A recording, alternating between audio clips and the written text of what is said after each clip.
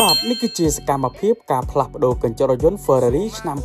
2015បាទសូមគោរពជ្រាបសួរពុកម៉ែបងប្អូនទាំងអស់គ្នាបាទបើសិនជាពុកម៉ែបងប្អូនចង់បានកញ្ចក់រថយន្តដែលមានគុណភាពល្អ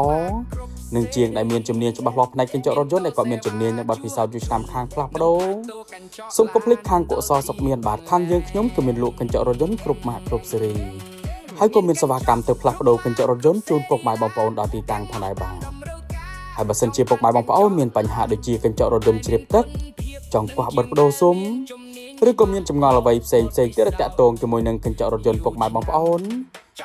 អាចឆាតចូល Page សួរព័ត៌មានផ្ទាល់ក៏បានឬក៏ពុកម៉ែបងប្អូនអាច call តាមរយៈលេខទូរស័ព្ទដែលខ្ញុំដាក់នៅលើ banner ផ្ទាល់នឹងក៏បានខ្ញុំម្ចាស់ហាងដែលមានជំនាញនិងបទពិសោធន៍យូរឆ្នាំខាងកញ្ចក់រថយន្ត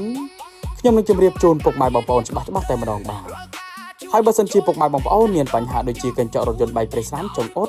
ខាងយើងខ្ញុំក៏មានជាងជំនាញច្បាស់លាស់ខាងអ៊ុតកញ្ចក់រថយន្តនឹងផងដែរណាពុកម៉ែបងប្អូនបាទឥឡូវនេះការផ្លាស់ប្ដូរកញ្ចក់រថយន្ត Ferrari ឆ្នាំ2015នេះគឺបានរៀបរាល់បាទអរគុណច្រើនសម្រាប់ពុកម៉ែបងប្អូនដែលទស្សនាវីដេអូនេះចុងក្រោយសូមអរគុណគ្រប់ជ្រាបលាបាយបាយ